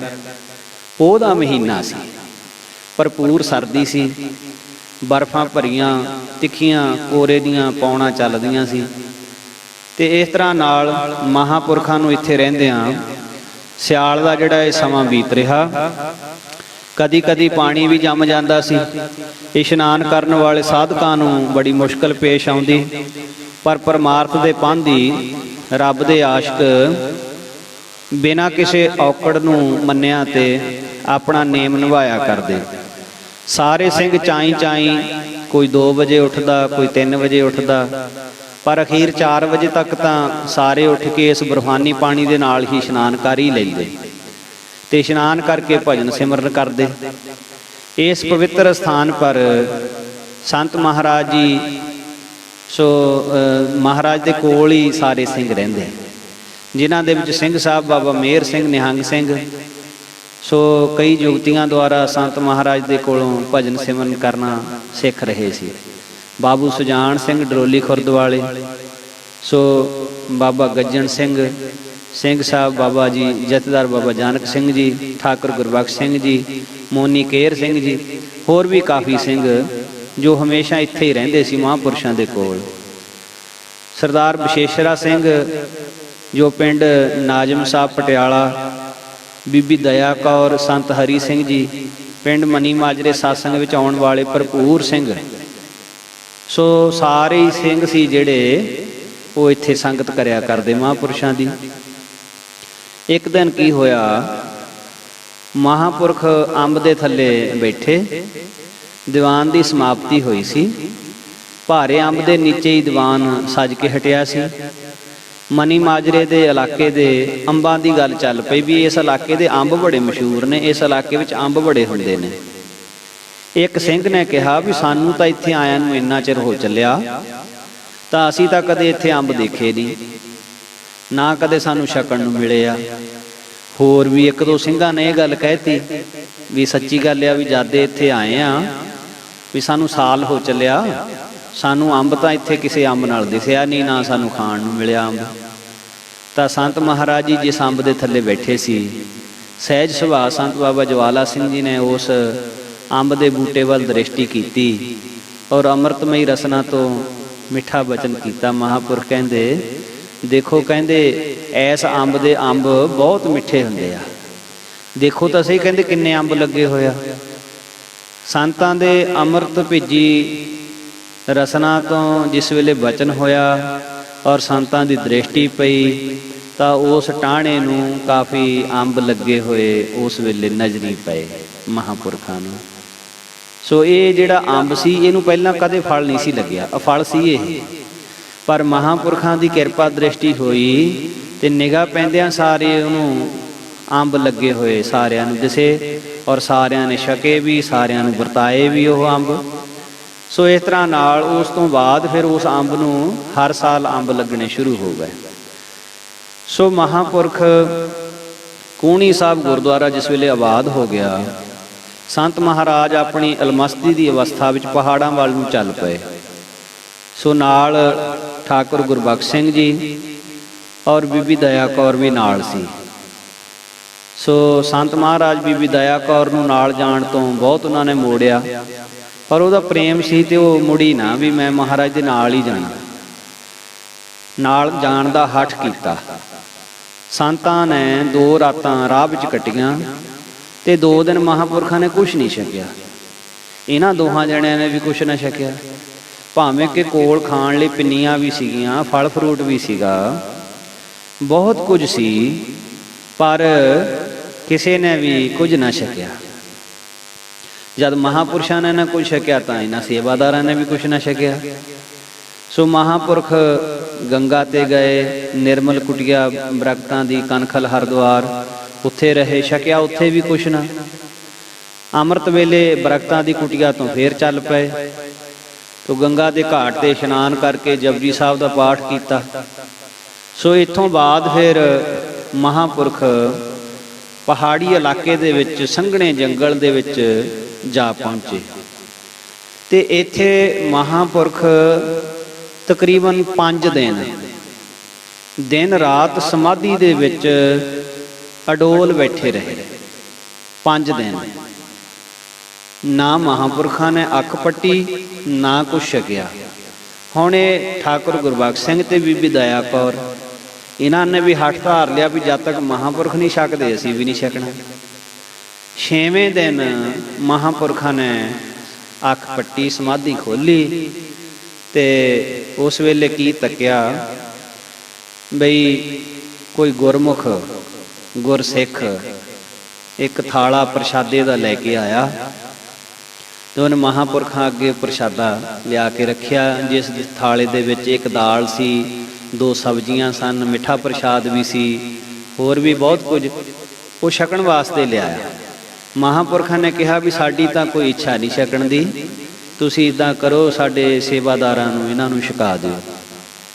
ਤੇ ਕਹਿੰਦੇ ਵੀ महापुरुषां दे हुक्म दे नाल फिर वो प्रसाद पानी छकिया। हुण जदों 5 दिन महापुरख इत्थे समाधि विच बैठे सी तां उस वेले ये दोनों ही सेवादार ठाकुर गुरबख्श सिंह जी ते बीबी दया कौर महापुरखां दे कोल सी।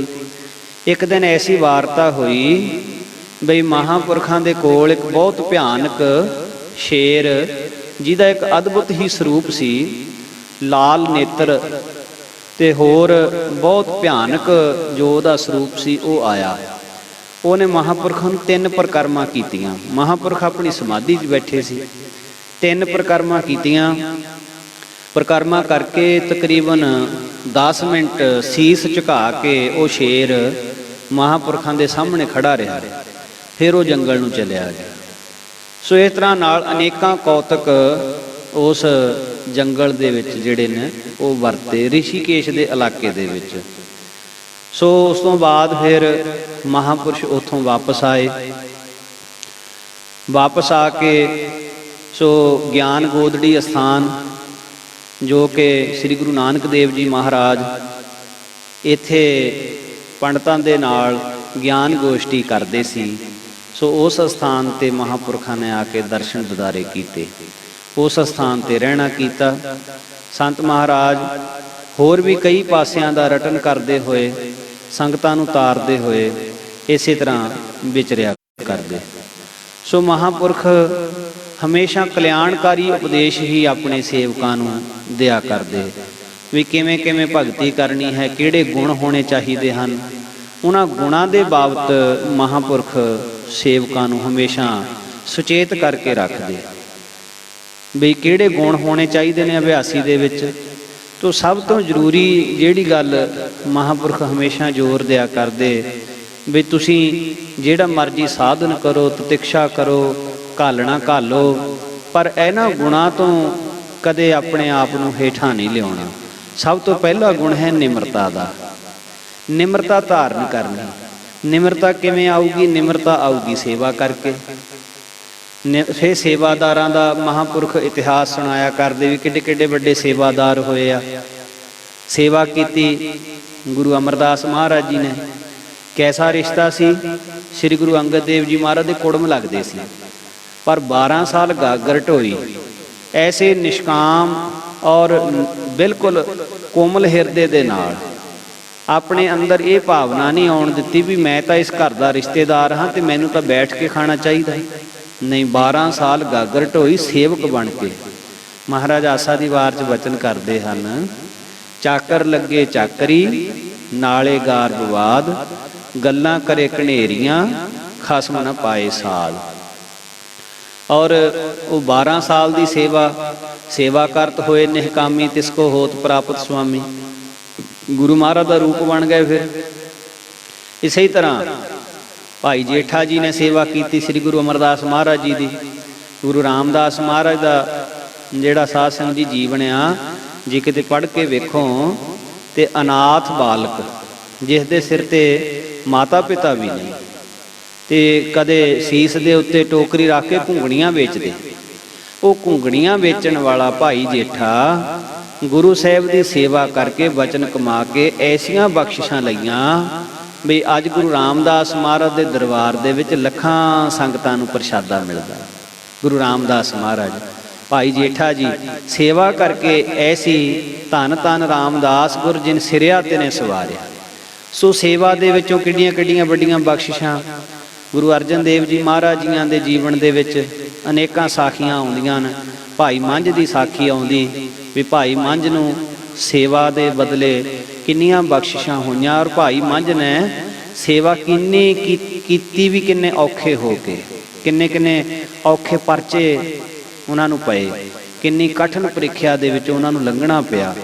पर वो सारियां प्रीख्यावां नूं लंघ के अखीर भाई मंझ जी महाराज दे दर ते प्रवान हो गए। बचन की होया? मंझ प्यारा गुरु को, गुरु मंझ प्यारा, मंझ गुरु का बोह था, जग लंघन हारा। भी गुरु नूं प्यारा है मंझ, जे मंझ नूं गुरु प्यारा है तो गुरु नूं भी मंझ प्यारा है। भाई मंझ नूं ਇਹ ਬਖਸ਼ਿਸ਼ ਹੋਈ ਬਈ ਤੂੰ ਗੁਰੂ ਦਾ ਜਹਾਜ਼ ਹੈ, ਜਿਹੜਾ ਤੇਰੇ ਤੇ ਸਿਦਕ ਰੱਖੇਗਾ ਉਹਦਾ ਬੇੜਾ ਪਾਰ ਹੋ ਜਾਏਗਾ। ਜਗ ਲੰਘਣਹਾਰਾ। ਸੋ ਭਾਈ ਬਹਿਲੋ ਜੀ ਨੇ ਸੇਵਾ ਕੀਤੀ। ਭਾਈ ਬਹਿਲੋ ਸਭ ਤੋਂ ਪਹਿਲੋਂ ਐਸੀਆਂ ਬਖਸ਼ਿਸ਼ਾਂ ਪ੍ਰਾਪਤ ਹੋਈਆਂ ਭਾਈ ਬਹਿਲੋ ਜੀ ਨੂੰ।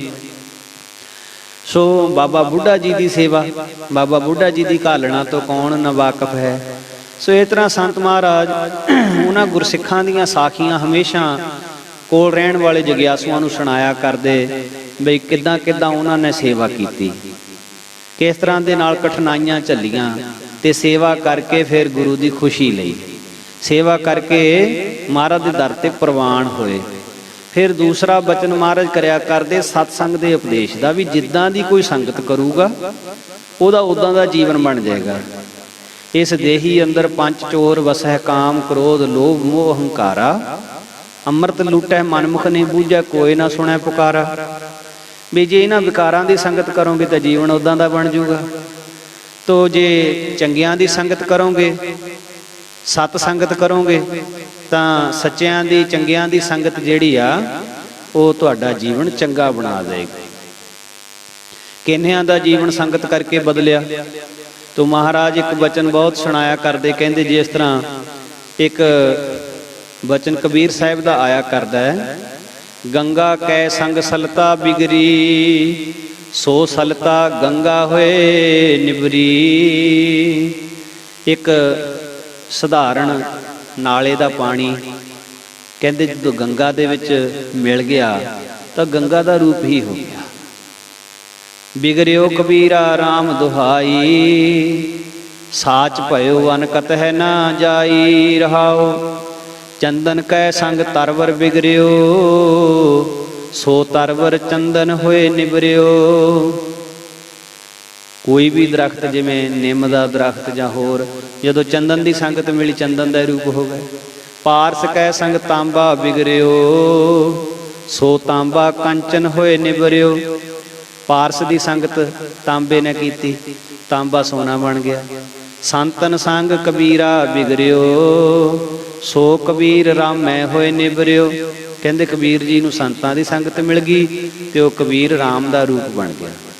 ਸੋ ਇਸ ਤਰ੍ਹਾਂ ਨਾਲ ਮਹਾਂਪੁਰਖ ਕਿਹਾ ਕਰਦੇ, ਏਕ ਘੜੀ ਆਧੀ ਘੜੀ ਆਧੀ ਹੂੰ ਤੇ ਆਦ, ਭਗਤਨ ਸੇਤੀ ਗੋਸ਼ਟੇ ਜੋ ਕੀਨੋ ਸੋ ਲਾਭ। ਜਿੰਨਾ ਵੀ ਸਮਾਂ ਜੈਸੇ ਬੋਝ ਭਰੀ ਨਾਵ, ਆਂਗਰੀ ਦੋਏ ਬਾਹਰ ਹੋਏ, ਪਾਰ ਪਰੈ ਪੂਰ ਸਭੈ ਕੁਸ਼ਲ ਬਿਹਾਤ ਹੈ। ਸੋ ਜਿਹੇ ਜਿਹੀ ਸੰਗਤ ਕਰਾਂਗੇ ਉਹੋ ਜਿਹਾ ਜੀਵਨ ਬਣ ਜਾਏਗਾ। ਸੰਗਤ ਦਾ ਅਸਰ ਪੈਂਦਾ ਹੈ।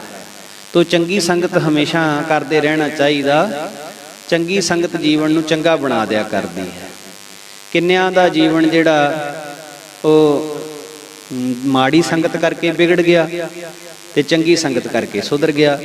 ਇੱਕ ਅਜੀਦ ਖਾਨ ਨਾਂ ਦਾ ਸੂਰਵੀਰ ਹੋਇਆ ਜੀ ਅਫਗਾਨ ਦੇ ਵਿੱਚ। ਬੜੇ ਭਾਰੀ ਇਹਨੇ ਜੰਗ ਜਿੱਤੇ, ਬੜੇ ਬੜੇ ਦਸਤਿਆਂ ਦੇ ਮੂੰਹ ਮੋੜ ਦਿੰਦਾ ਸੀ, ਇਕੱਲਾ ਹੀ ਸੈਂਕੜਿਆਂ ਦੀ ਗਿਣਤੀ ਨੂੰ ਫਤਿਹ ਕਰ ਲੈਂਦਾ ਸੀ। ਹਜ਼ਾਰਾਂ ਦੀਆਂ ਫੌਜਾਂ ਦੇ ਸਾਹਮਣੇ ਡਟ ਕੇ ਖੜ ਜਾਂਦਾ ਸੀ, ਐਨੇ ਸਿਦਕ ਵਾਲਾ ਸੀ। ਇਹਦੇ ਇਲਾਕੇ ਦੇ ਵਿੱਚ, ਸ਼ਹਿਰ ਦੇ ਵਿੱਚ ਇੱਕ ਵੈਰਾਗੀਆਂ ਦੀ ਜਮਾਤ ਆ ਗਈ, ਵੈਰਾਗੀਆਂ ਦੀ ਸਾਧੂਆਂ ਦੀ ਮੰਡਲੀ ਆ ਗਈ। ਉਹ ਵੈਰਾਗੀਆਂ ਦੀ ਜਮਾਤ ਮੰਡਲੀ ਦੀ ਸੰਗਤ ਕਰਕੇ ਅਜੀਦ ਖਾਨ ਦਾ ਮਨ ਪ੍ਰਭਾਵਿਤ ਹੋ ਗਿਆ। ਇਹਨੇ ਘਰ-ਬਾਰ ਤਿਆਗਤਾ ਤੇ ਵੈਰਾਗੀ ਬਣ ਗਿਆ।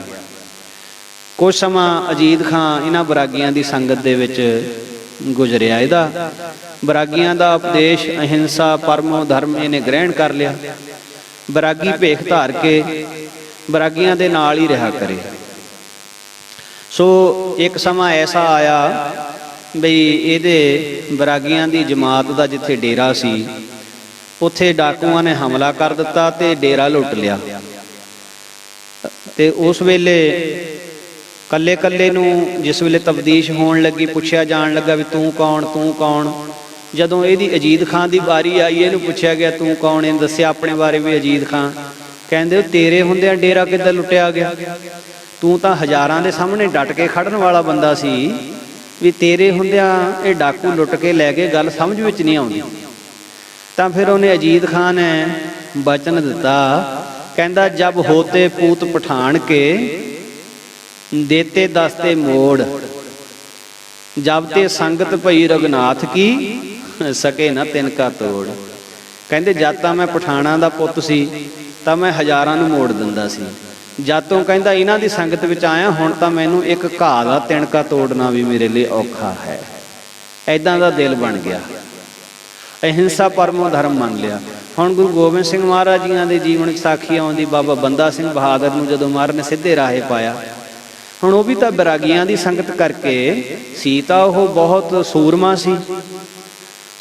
ਸੀ, ਸ਼ਿਕਾਰ ਦਾ ਕਿੱਡਾ ਵੱਡਾ ਮਾਹਰ ਸੀ ਉਹ, ਪਰ ਬੈਰਾਗੀਆਂ ਦੀ ਸੰਗਤ ਕਰਕੇ ਇਹੋ ਜਿਹਾ ਬਣ ਗਿਆ ਬਈ ਉਹਦੇ ਲਈ ਕੋਈ ਵੀ ਕੰਮ ਜਿਹੜਾ ਉਹ ਬਹੁਤ ਔਖਾ ਹੋ ਗਿਆ ਫਿਰ। ਤੇ ਮਹਾਂਪੁਰਸ਼ ਹਮੇਸ਼ਾ ਸੁਣਾਇਆ ਕਰਦੇ ਵੀ ਜਿੱਦਾਂ ਦੀ ਸੰਗਤ ਕਰੋਗੇ ਉਹੋ ਜਿਹਾ ਤੁਹਾਡਾ ਜਿਹੜਾ ਹੈ ਉਹ ਜੀਵਨ ਬਣ ਜਾਏਗਾ। ਤੇ ਮਹਾਰਾਜ ਗੁਰੂ ਗੋਬਿੰਦ ਸਿੰਘ ਸਾਹਿਬ ਜਿਸ ਵੇਲੇ ਹੁਣ ਉੱਥੇ ਬੰਦੇ ਬਹਾਦਰ ਦੇ ਡੇਰੇ ਪਹੁੰਚੇ ਆ, ਤਾਂ ਮਹਾਰਾਜ ਜੀਆਂ ਦਾ ਜਿਹੜਾ ਬਚਨ ਸੀ ਉਹ ਕਿਸੇ ਕਵੀ ਨੇ ਬੜਾ ਸੁੰਦਰ ਲਿਖਿਆ।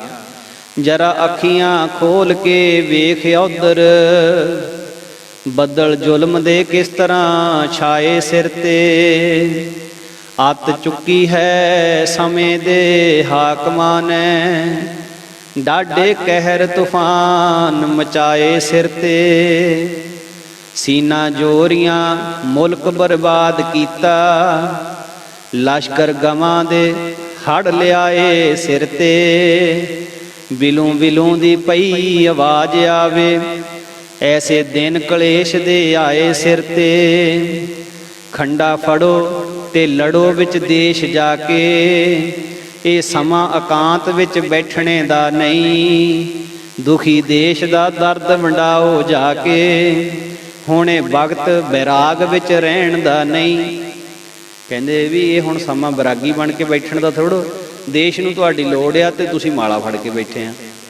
ਤੇ ਮਾਧੋ ਦਾਸ ਨੇ ਫਿਰ ਬੇਨਤੀ ਕੀਤੀ ਸੀ, ਸਿਰ ਤੇ ਆਪ ਦਾ ਲੱਖ ਅਹਿਸਾਨ ਸਮਝਾਂ, ਮੇਰੇ ਦਿਲੋਂ ਹੰਕਾਰ ਜੋ ਤੋੜਿਆ ਜੇ, ਘਰ ਆਇਆਂ ਨੂੰ ਪਲੰਗ ਤੋਂ ਸੁੱਟਦਾ ਸਾਂ, ਕਰਕੇ ਕਰਮ ਕੁਕਰਮ ਤੋਂ ਹੋੜਿਆ ਜੇ, ਮੇਰੇ ਤੇ ਮਿਹਰ ਕੀਤੀ, ਮੈਨੂੰ ਮਾੜੇ ਕੰਮਾਂ ਤੋਂ ਤੁਸੀਂ ਰੋਕਿਆ, ਭੁੱਲਾ ਭਟਕਿਆ ਆਣ ਸੁਧਾਰਿਆ ਜੇ, ਪਾ ਕੇ ਰਾਹ ਕੁਰਾਹੇ ਤੋਂ ਮੋੜਿਆ ਜੇ, ਨੇਕੀ ਆਪ ਦੀ ਕਦੀ ਵੀ ਭੁੱਲਣੀ ਨਹੀਂ, ਜਿਹੜਾ ਜੋੜਿਆਂ ਦੇ ਨਾਲ ਜੋੜਿਆ ਜੇ, ਕਰਨੀ ਮਿਹਰ ਤੇ ਰੱਖਣਾ ਹੱਥ ਸਿਰ ਤੇ, ਕਰਨੀ ਮਿਹਰ ਤੇ ਰੱਖਣਾ ਹੱਥ ਸਿਰ ਤੇ, ਮੈਨੂੰ ਸਮਝਣਾ ਤਾਬਿਆਦਾਰ ਬੰਦਾ, ਕੀ ਮਜਾਲ ਜੇ ਕੋਈ ਇਨਕਾਰ ਹੋਵੇ, ਸਦਾ ਸੇਵਾ ਦੇ ਲਈ ਤਿਆਰ ਬੰਦਾ।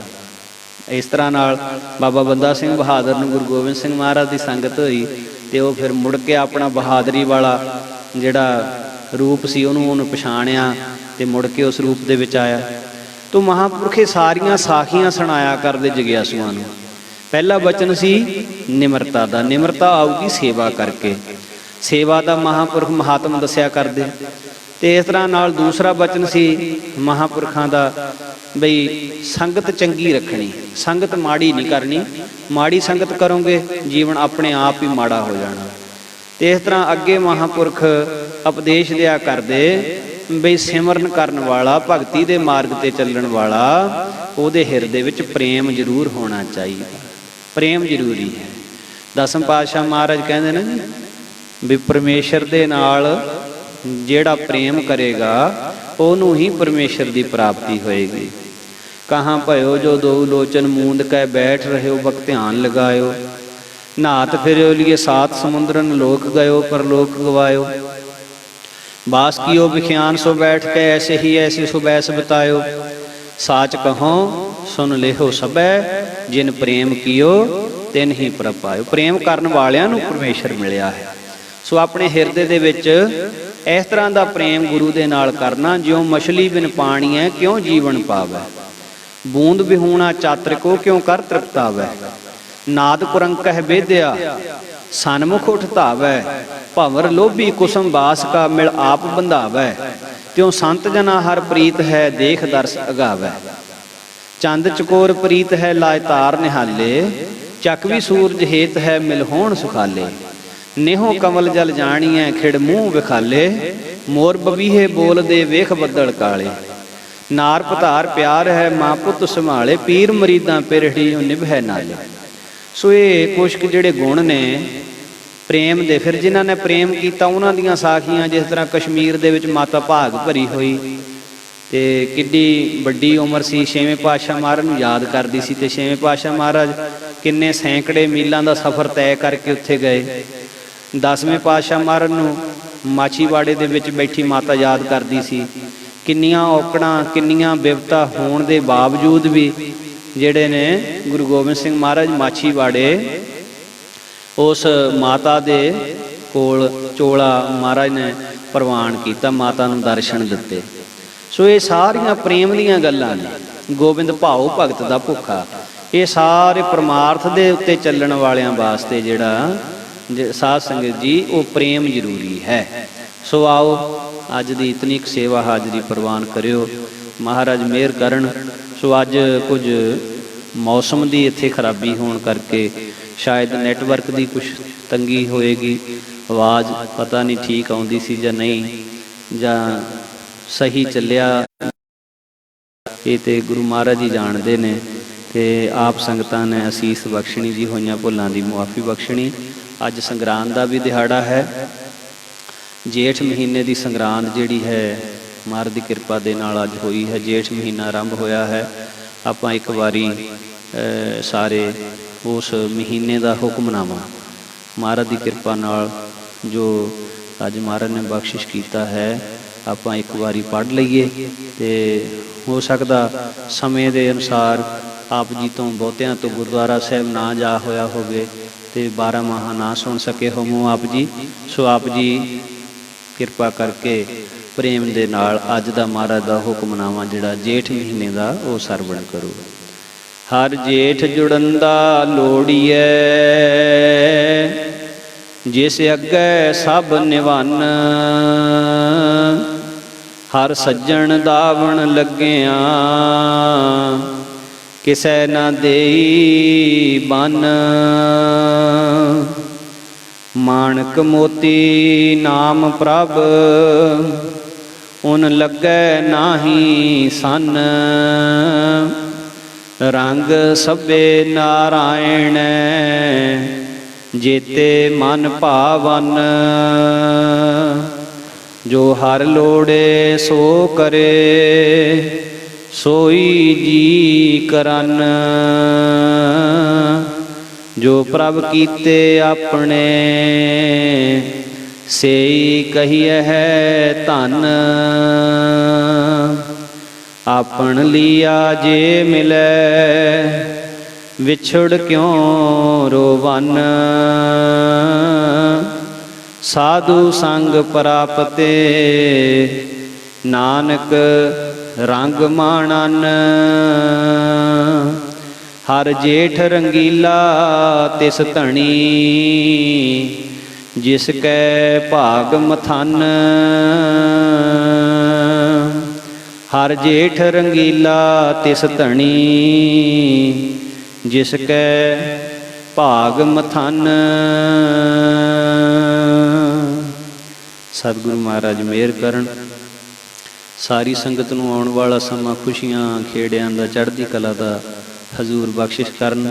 ਨਾਮ ਬਾਣੀ ਦਾ ਪਿਆਰ ਸਭ ਦਾ ਲੱਗਾ ਰਹੇ। ਇਸੇ ਤਰ੍ਹਾਂ ਆਪਾਂ ਜੁੜੇ ਰਹੀਏ ਜੀ।